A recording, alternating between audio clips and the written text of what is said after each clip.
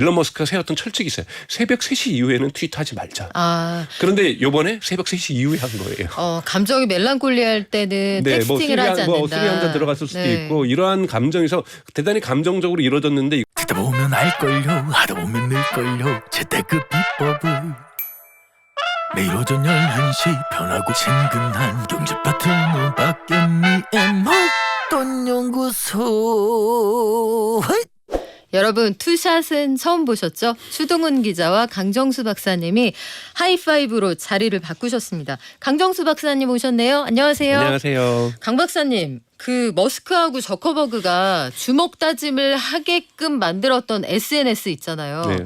메타가 새로 선보인다고 하는 신상품 스레드라는 게 지금 동부는 밤이니까 미국 시간으로 이제 곧 날이 밝으면 신상품이 출시가 될 텐데 스레드라는 게 어떤 컨셉의 SNS인가요? 한국 시간으로 2시간 전에 시작이 됐고요.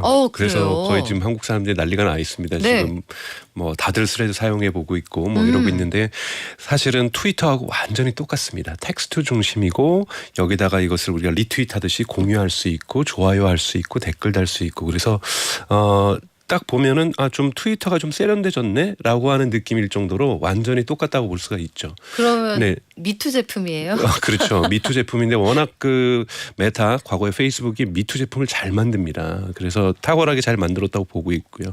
그리고 가장 중요한 것은 인스타그램의 팔로워들을 다 데려올 수가 있거든요.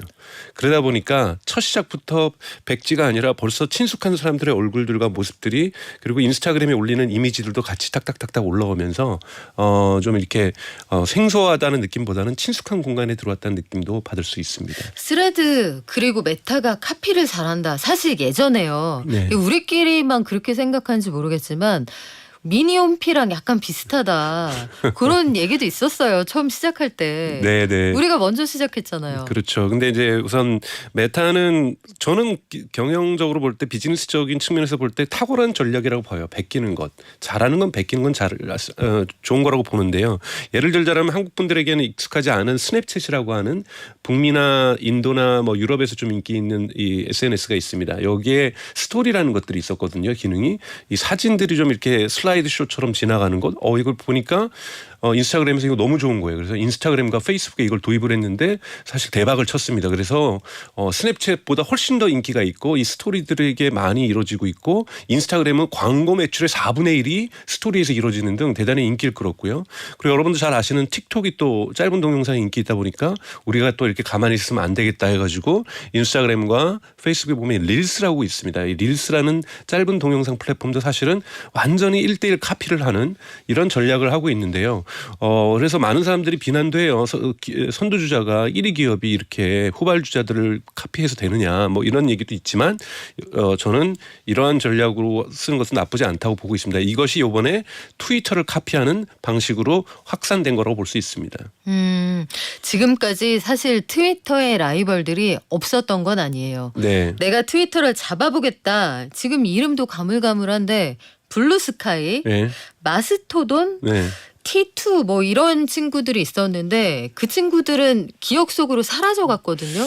이게 그 대항마가 될 수 있을까요? 네, 우선은 이제 블루스카이라든지 마스토돈이라든지 이런 것들 아직도 존재하고는 있어요. 존재하고는 있고 두 가지 서비스의 가장 큰 특징은 뭐 개방형이다. 좀 이런 설명하면 좀 복잡한데요. 그러니까 뭐 제가 예를 들자면 지금 스레드도 개방형을 외치고 있어요. 내가 스레드에 있으면서 마스토돈을 에 있는 이용자를 팔로우하면은 그 사람의 내 콘텐츠가 스레드로 들어온다든지 이런 개방형은 있는데 어려운 게 뭐냐면 여러분 트위터가 아무리 일론 머스크가 그 경영을 잡은 이후에 좀 다양한 정책적인 혼선들이 있었다고 할지라도 제가 트위터에서 팔로우가 10만 명이 있어요. 이거 놓고 못 떠납니다. 제가 트위터에 팔로우를 10,000명, 저 같은 경우는 한 7,000명 만들고 그만뒀었는데요. 7,000명 만들기까지 10,000명 만들기까지 얼마나 많은 애정과 열정과 아침에 눈 뜨면 봐야죠. 한 땀 한 땀 이걸 만들었단 말이에요. 그러면 거기서 자기 영향력을 한순간 포기하고 트위터 정책 마음에 안 드니까 나는 마스토돈에 가야지 블루스카이에 가야지 이렇게 할 수 없습니다. 그렇기 때문에 이 백제에서부터 시작하려니까 어려운 거예요. 그렇기 때문에 다른 대항마들이 성공하지 못하는 일들이 계속해서 벌어지고 있는 거고 야심차게 덤볐던 이런 업체들도 힘들어하는 거고요. 사실 그 메타에서도 사실은 트위터 초기에 인수 제한도 있었어요. 오. 저커버기 트위터에게 우리가 너네 인수하고 싶다. 경쟁하지 말자. 뭐 이런 제안도 했었고요. 이미 작년부터 일론 머스크가 트위터를 인수할 때부터 이 일종의 TF팀이 메타에 만들어졌다는 거예요. 분명히 혼선을 일으키고 혼란을 일으킬 텐데 이것이 절호의 찬스다. 우리가 트위터를 공격하자라는 것들이 이미 페이스북 내에서 저희 메타 내에서 논의가 있었고 경영진들도 그거를 이야기를 하거든요. 그래서 뉴욕타임즈의 보도에 따르면 버터와 빵이 있는 곳으로 달려가자. 뭐 이런 표현까지 내부에 가나안 땅이에요. 네, 문서가 있었을 정도로 이 트위터가 흔들리는 약점을 절호의 찬스라고 보고 이번에 공략을 한 거죠. 그런데 이 부분에서 가능한 부분은 뭐냐면 우리는 백지에서 시작하지 않고 인스타그램에 있는 당신의 팔로우를 데려와서 그 영향력을 확대하세요라고 이야기를 하고 있기 때문에 저 같아도 스레드 가서 갔더니 팔로우 0명이고 제가 팔로잉하는 사람 0명이면 이것도 언제 시작해가지고 또 언제 4,000명 모으고 5,000명 모으나 페이스북 5,000명 모으느라고 진짜 고생 많았었는데 인스타그램에서 이 정도 팔로우 모으려고 고생했는데 인스타그램에 있는 팔로우 그대로 들어오네. 내가 선별했던 내가 보고자 하는 사람들의 컨텐츠가 그대로 있는데 보니까 제가 오늘 지금도 여기서 밖에서 기다리면서 스레드 켜보니까 난리가 났어요. 뭐 스레드 기능들 다 테스트해보고 네. 어떻다. 지금 한국 분들이 클럽하우스 초기처럼 마구마구 떠들고 있습니다. 근데 클럽하우스는 우리 음속으로 인기 많았다가 광속으로 다 빠져나갔잖아요. 네. 그래서 그런데 이제 클럽하우스 같은 게 이제 새로운 음성 서비스였던 부분들이 좀 존재했었고 그리고 다시는 못 들을 수 없다라는 것들이 있는데 우선은 지금 언론사 같은 경우에서 좀 미국 같은 경우 지금 스레드에 마구 들어오고 있거든요. 왜냐하면 아직까지는 링크와 그러니까 공유와 관련된 정책이 없기 때문에 기사 공유가 훨씬 많이 될 수 있을 것이다 이런 식으로서 들어오고 있고요. 스레드는 사라지는 것은 아니기 때문에 이런 것들이 트위터라든지 스레드의 중요성 뭐냐 확산 능력이거든요. 내가 얘기를 했더니 유명인이 얘기했더니 좀 의미 있는 사람이 글 잘 쓴 사람이 얘기했더니 5,000명이 이거를 갖다가 공유를 하고 10,000명이 공유를 하고 그랬을 때 이 뿌듯함이라는 거는 이로 말할 수가 없는 거거든요. 내가 꼭 돈을 벌지 못해도. 그래서 이러한 좀 흔히 말하는 수다 떨기 좋아하고 말 잘하기 좋아하고 인사이트 있는 분들은 분명히 스레드에서 자기 존재감을 확인하기 위해서 노력을 할 거기 때문에 이때다 초기에 내가 팔로우를 많이 장악하리라 이런 생각을 네. 많이 할 거라고 좀 보고 있습니다. 그러니까 스레드는 우리 화전민 아니다. 이거 개척해야 되는 거 아니고 네. 그냥 그 기존에 있었던 친구들하고 다 같이 가면 된다. 그렇죠. 근데 인스타는 시각적 이미지 중심이었는데 시각적 이미지 중심이 아닌 것은 다 이리로 오세요라고 얘기를 하고 있는 거죠. 그렇다면은 상대적으로 연령층이 좀 높은 분들도 나 여기서는 좀 해볼만 하겠는데 이렇게 느낄 수도 있겠어요. 그렇죠. 그러니까 좀 보셔야 될 것들이 이것이 뉴욕타임즈라든지 워싱턴 포스트나 월스트리트저널 이런 데서는 다 트위터 킬러라고 해서 어제 기사를 대대적으로 냈어요. 그래서 사람들이 이제 논의를 하고 있는 게 뭐냐. 진짜 트위터를 죽일 수 있을까? 트위터에 있는 300만 팔로워를 갖고 있는 사람이 이리로 스레드로 올까? 거기도 하고 여기도 하지? 이렇게 얘기를 하고 있거든요. 그러면서 오히려 요즘 페이스북이 재미가 없습니다. 페이스북은 요즘은 기사 링크라든지 유튜브 링크를 공유를 하면 아예 공유가 전혀 안 되고 있어요. 일부러 그렇게 하고 있는 걸 정책적으로 발표했거든요. 뭐냐면 일종의 저커버기 화가 난 거죠. 이제 미국 선거철이 다가오니까 흔히 말해서 우리가 디스인포메이션, 미스인포메이션에서 오정보라든지 허위 정보에 대해서 너네가 관리 감독 안 해서 문제 많아 규제해 버릴 거야. 뭐 이런 이야기들을 많이 받고 있고 유럽연합에서는 또 더 강력한 규제를 하고 있지 않습니까? 그랬더니 저커버기 손을 든 거죠. 그러면 싹 다 공유 안 해버리게 할게. 그러니까 전통 기자가 언론이 썼던 왜 그 중에는 오정보라든지 허위 정보가 있을 수 있으니까 모두 다 공유 안 하면 공평하잖아. 그러다 보니까 뭐 일상생활을 적잖니 이건 차라리 그냥 인스타그램 가서 하면 되는 거고. 그러면 일기장이네요.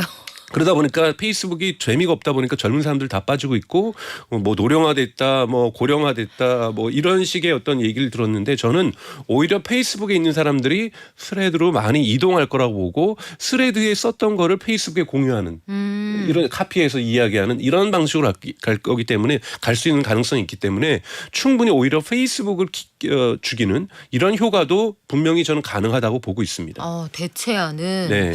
그래요. 그럴 수도 있을 것 같다 이런 생각이 드는데 그러면 앞으로 트위터는 이게 그 공존할 가능성이 커지는 거네요. 네네. 시장 파이 전체가 더 커지는 거네요.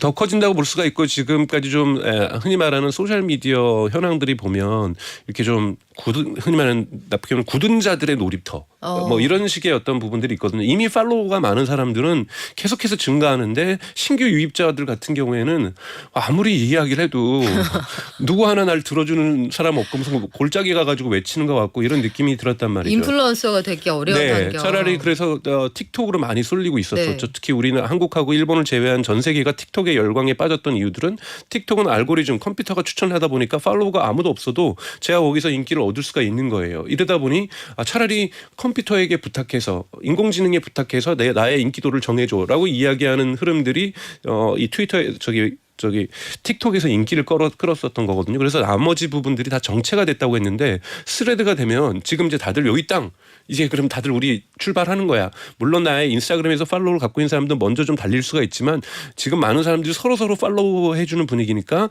우리가 서로가 여기 좀 활기차게 해줄 거야. 그래서 조금 이제 좀 열기가 식었던 SNS가 다시 열기가 좀 살아나는 이런 분위기가 아닐까. 지금 시장이 확대된다기보다는 열기가 다시 좀 올라가는 좀 이런 모습을 띠지 않을까라고 예상되고 있습니다. 국내에서도 한번 해볼 만하다. 네. 아니 근데 머스크하고 저커버그가요. 저는 두 가지 생각을 했거든요. 야, 세계 최고 부자하고 10등 안에 들어가는 지금 저커버그 한 9등 한다고 하는데 네. 일단 이럴 일인가. 아 진짜 유치하다. 네네네. 나 태권도 3단이야. 한번 붙어볼래? 그리고 막 선수랑 대련하는 사진 네. 올리고 네.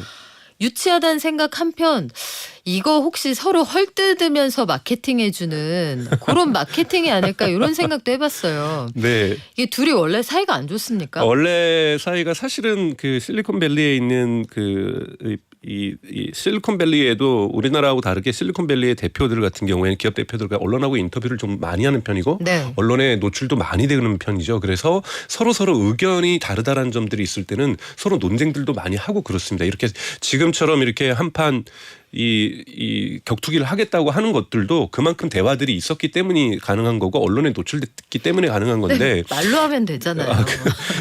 근데 우선은 좀 감정이 상했어요. 네. 우선은 뭐 2016년에 우선은 이 저커버그이 큰 원대한 꿈을 갖고 인도라든지 아프리카라든지 여기서 내가 인공위성으로 띄워가지고 인터넷을 띄워서 해결해 보겠다라고 해결했었는데 마침 그 인공위성을 띄웠던 그 스페이스 X의 이 우주선 발사체가 폭파되는 사고가 나서 이것이 그 꿈이 실현되지 못했던 여기서부터 살짝 삐진 것도 있었고 그리고 이제 일론 머스크가 보기에는 트위터를 자기가 인수해서 인수 당시에는 당연하게 경영진들이 바뀌니까 혼선이 있고 혼란이 있을 수 있는데 이거를 틈타서 경쟁 제품을 만든다?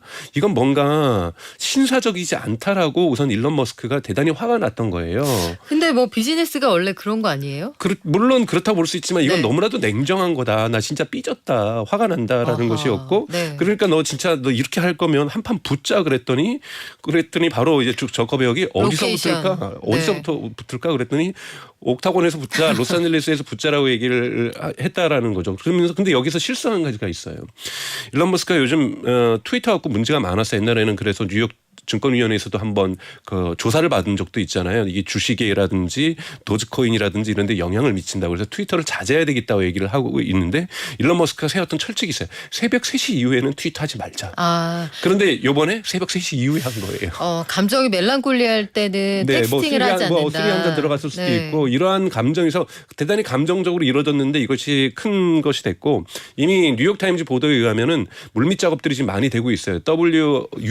UFC라고 하는 이 격투기 회장이 이미 양쪽을 만났고 아니 그 아저씨는 중간에서 싸움을 계속 붙이면서 왜냐하면 UFC가 다시 한번 더 국제적인 조명을 받을 수 있는 계기가 되니까요. 그러니까 자기 몸값 띄우고 UFC 몸값 띄우고 파이트머니 띄우는데 혈안이 돼 있더라고요. 그래서 이게 방송 중계권만 벌써 10억 달러 정도가 호가를 할 것이라고 얘기를 하고 있고 양측에서 합의했대요. 우리 이거 받는 수익금 갖고는 네. 자선사업에 쓰자.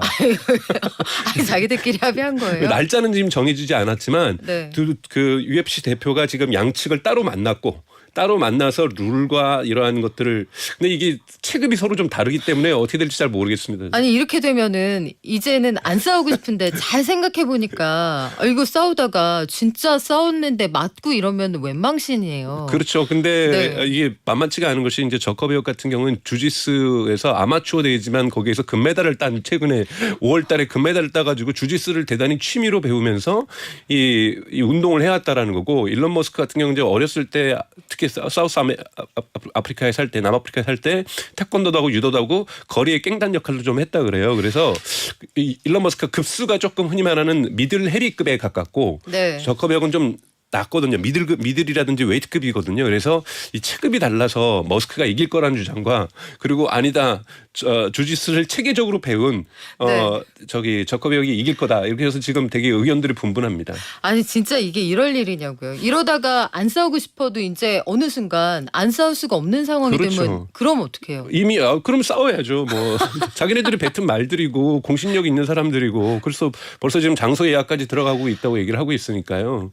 아마 그런 결투가 붙지 않을까라고 보고 있습니다. 아 그래요. 그래서 100번 양보해서 둘이 자기들이 뱉은 말 때문에 싸우는 거 어쩔 수 없다고 쳐요. 근데 주가는 어떡하냐고요. 그렇죠. 주주들도 지금 나눴거든요. 네. 메타 주주들 같은 경우에는 저커비역을 응원하고 내 돈도 테슬라 들어가 있는데. 테슬라 네. 주주들 같은 경우 테슬라를 응원하는데 문제는 양쪽에 대치 보인 사람들이 곤란해진다는 거하고 누가 한 명 지면은 분명히 주가가 떨어질 거라는 거예요. 아니 설마 그 누가 이기고 질 거 아니에요? 싸우면 네. 이기고 지는데 누구 눈에 멍들었다고 그 CEO 눈에 멍이 들면 그 회사 주가가 진짜 떨어질까요? 떨어질 수 있습니다. 실제로? 일시적으로 저는 떨어질 수 있을 거라고 보고요. 근데 이제 그 과정에서 아마 그러니까 이런 룰들을 정하는 과정에서 전체 수익금을 자선 사업에 쓰겠다라고 하는 룰을 정한다든지 끝나고 나서 신사적으로 누가 지더라도 서로 포옹을 한자라는 룰을 만든다든지 뭔가 각서를 쓴다든지 이렇게 해서 가능하면 이것이 이 클로징되는 마무리되는 단계에서 싸움이 있어야지 네. 모든 싸움의 시발점으로서 실제적으로 몸이 육체가 이거 현피뜨는 이런 것들이 돼서는 안 되는 쪽으로 아마 게임의 룰들을 정하지 않을까라고 생각합니다. 그래서 이미 일론 머스크 어머니도 나섰어요. 너네 둘이 육체로 주먹으로 싸우지 말고 누가 더 웃기나 빨리 이런 걸로 좀 싸워라 이런 식으로 공식적으로 트윗을 날리기도 하고 아니 근데 일론 주변에서도 머스크 말리고 어머니도 있습니다. 그 말리고 싶으면 아들인데 아들한테 전화하면 되지 그걸 트윗에 올리는 거 보고선 아 엄마도 마케팅을 하시면 안 되는데 어머니 이럴 때가 아니라 그냥 아들하고는 통화를 하세요. 네. 이렇게 얘기를 하고 싶더라고요. 네. 그래서 이게 거대한 트루먼 쇼에 네. 전 세계가 당하고 있는 거 아닌가. 그럴 가능성도 저는 충분히 있다고 보고 있습니다. 왜냐 워낙 네. 미국에 있는 그 실리콘밸리에 있는 기업들의 대표들이 언론들에 능숙하고 그렇죠. 언론을 다루는 방법도 잘 알고 아. 기본적으로 언론에 자주 노출하고 이번에는 뉴욕타임즈랑 했다가 이제는 뉴욕타임즈가 우리를 자꾸 비판하니까 더 버즈라든지 좀 새로운 신생 매체랑 주로 이걸 한다든지 해서 네. 이런 언론 전략까지도 되게 뛰어나고 꼼꼼한 걸 봐서 이번 그쵸. 것도 하나의 마케팅의 수단이라고 볼 수가 있습니다. 아, 세상 쓸데없는 전 세계 1등하고 9등 부자 걱정을 우리가 하고 있네요. 네. 오늘 말씀 여기까지 듣겠습니다. 지금까지 IT 언박싱 강정수 박사였습니다. 고맙습니다. 고맙습니다.